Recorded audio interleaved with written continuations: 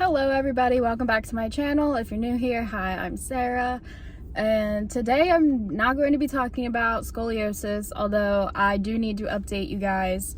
I did see a new surgeon.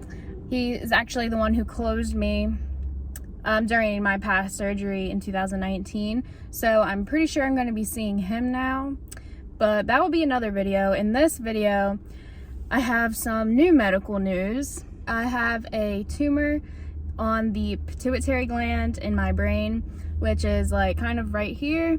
So I'm just gonna talk very briefly about it and see if any of you guys have had any of the same symptoms. So this will be the first video documenting this, and it has been a struggle to actually figure this out. I have known for a while now that I've had symptoms that just don't make any sense, and I just don't know where they're coming from. So now it all makes sense. So let me start there. I'll start with the symptoms.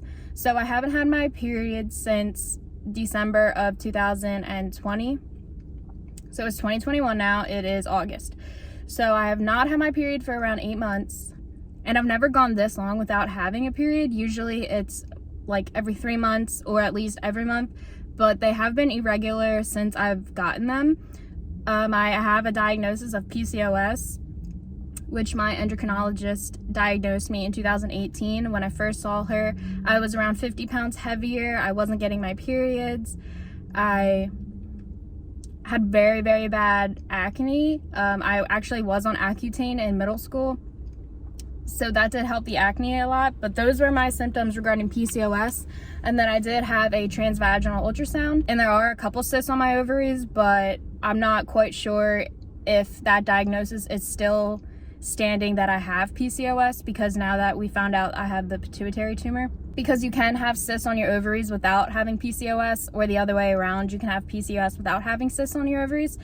So the diagnosis is it's very broad, and it's kind of hard to actually diagnosed with PCOS. So I wasn't sure. I don't know if I have it or not. But going back to some of the other symptoms I've been having, I have breast lactation, which had just started happening probably 3 months ago, and it's not all the time, it's very occasional. So what really led me to going to the doctors was not having my periods. I just feel like if you're not having your period, you know, something's going on, and I knew deep down I had to go get it checked out. I had my first yearly checkup with the OBGYN. I have consulted with her before regarding my PCOS, but she was just like, oh, just go on birth control and that will solve your problems of not having your period. But in reality, that just masks the problem and it doesn't deal with it directly. So I was just like, you know what, I was on birth control for acne when I was 15, and I just had horrible side effects from it, so I just don't want to go down that path again.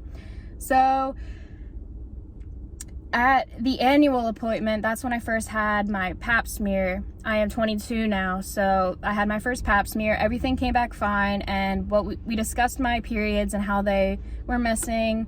And she again said, oh, you don't have to go on the pill. There's, you know, the copper, the IUD. There's a thing that you just put in and change it every 3 months. I definitely didn't want to go that way.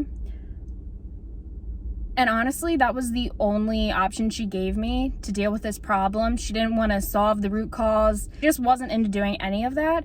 So it kind of really made me not like her. Like, you just know when you don't like a doctor and when there's other things that they could be doing for you that they aren't doing. So I'm not sure. I think I'm gonna find a new one. But after that, after I found out that everything was fine on my pap smear, I went to see my endocrinologist, and I talked to her, and she was like, yeah, you know, I don't see anything wrong with your lab work at the moment. She's following me for PCOS and for my thyroid nodule. So we just checked my thyroid lab results and they were fine. And again, she said, well, we can put you on the pill to regulate your periods. And I already told her everything, how the OBGYN appointment went. But I did have an appointment with a PCOS specialist booked in my calendar. I'm starting to sweat, so I'm going to turn the air on a little bit. Sorry if it interferes in the background. I told her that I had this appointment with the PCOS specialist, and she said, okay, well, just let me know how that goes. And she did say that she could put me on a pill called Provera, but at the time, since I was seeing the specialist, I had a televisit with her. we just decided to hold off on the Provera at the moment until I got to speak with a specialist. So then fast forward, we speak to the specialist. She gives me a bunch of labs to get done. So we run like a full panel of hormones, testosterone, prolactin, like all these, like DHEA, a whole bunch, to determine, one, if I even have PCOS, because I was diagnosed in 2018 and my symptoms have changed slightly, and two, if any other things are going on. So I go and I get the labs done, and the results come back that my prolactin is high and the DHEA is high. And the DHEA is apparently just another male hormone besides testosterone. My testosterone was fine, which it can be elevated in people with PCOS, but mine was not. So this is where we're kind of like, do I even have it or not? But back to the prolactin being high. So male and females produce prolactin. Prolactin is usually high in pregnant women, but I am not pregnant. So it was a little alarming for that result to come back. In the meantime, while we were waiting for my lab results, the PCOS specialist recommended me to take the Provera. I took it once a day, every day for 10 days. And that is a hormone, and it is supposed to cause withdrawal bleedings once you stop the 10th pill. So then technically after the last pill, you're supposed to get your period within a day to 14 days after the last dosage. I never ended up getting my period. So that sucked, because that was supposed to shed the lining. And like, seriously, if you're not having a period, you really, really need to have one at least every 3 months, because it sheds the uterus lining.